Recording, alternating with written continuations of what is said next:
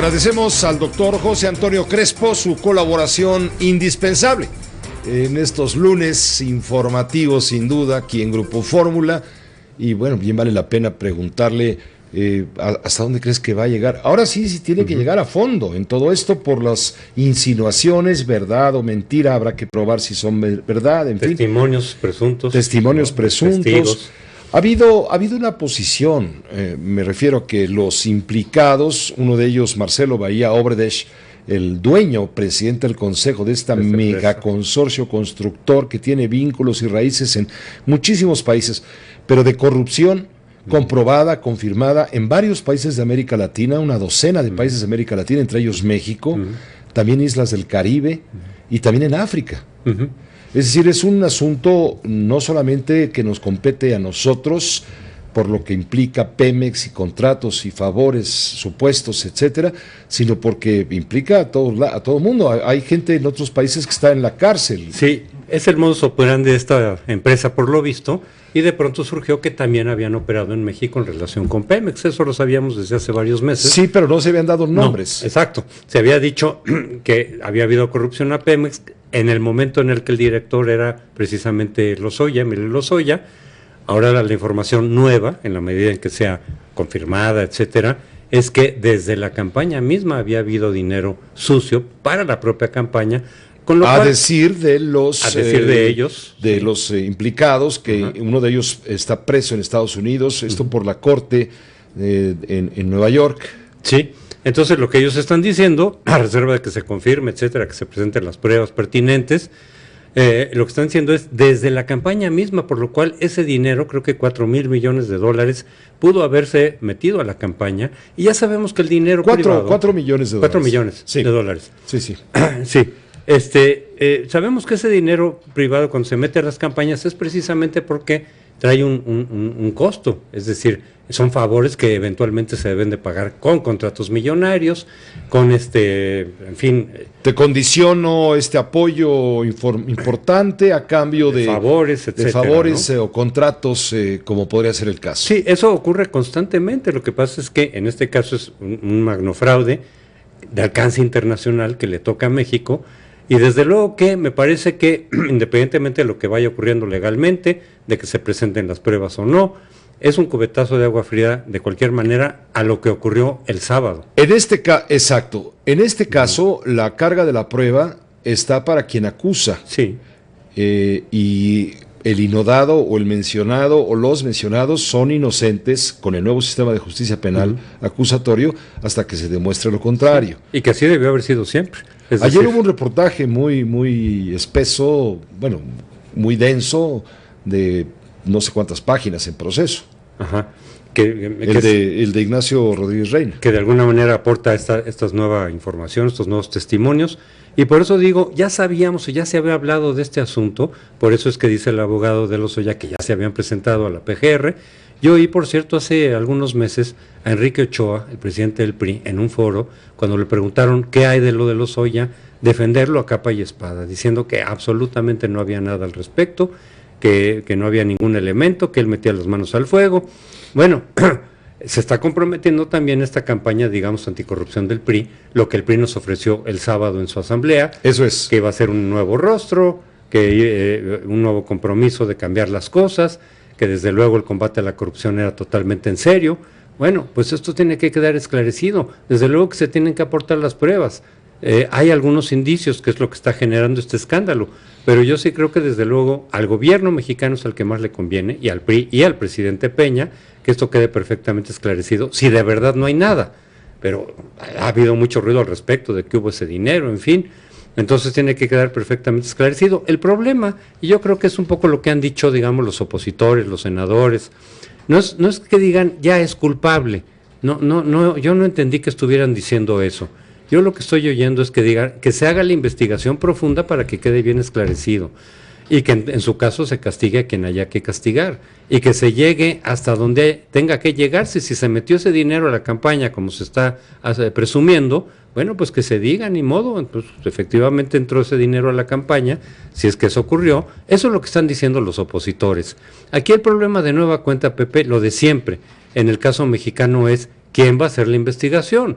Es decir, ¿de veras tenemos todavía la separación suficiente de las entidades que investigan respecto de los acusados? ¿O de nueva cuenta va a ser una institución dependiente del Ejecutivo la que va a hacer la investigación, como fue el caso de la Casa Blanca, ¿no? Que entonces más que una investigación parece una burla. O en la cuestión del socavón también. Es decir, es la propia Secretaría la que hace el informe y nos dice qué es lo que pasó con el socavón de Cuernavaca, con el Puente Express, etcétera. Pues sí, pero son juez y parte. Aquí todavía nos faltan los mecanismos de tal manera que quien investigue sea totalmente autónomo. Es lo que se está buscando con el Sistema Nacional Anticorrupción, que no acaba de cuajar.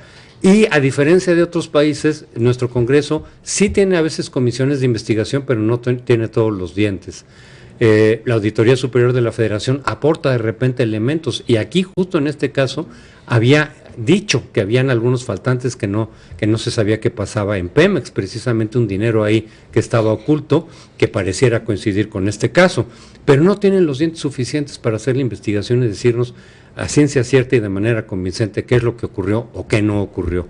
Y entonces resulta que si es una institución dependiente del Ejecutivo la que nos diga que en absoluto hay nada de esto, que son puras mentiras, inventos, etcétera, que no hay ninguna responsabilidad ni de Lozoya ni de nadie, el sabor que queda ahí sí en la opinión pública es muy desagradable. No solamente en los medios. ¿Tú no hueles, no husmeas intención política seria, profunda, para seguir desacreditando con más escándalos al ya de por sí desacreditado gobierno? Pues mira, son muchos grupos, es decir, los grupos opositores, los grupos disidentes siempre tendrán la motivación de desacreditar este gobierno, pero pasa con cualquier gobierno, ocurrió también con los gobiernos del PAN.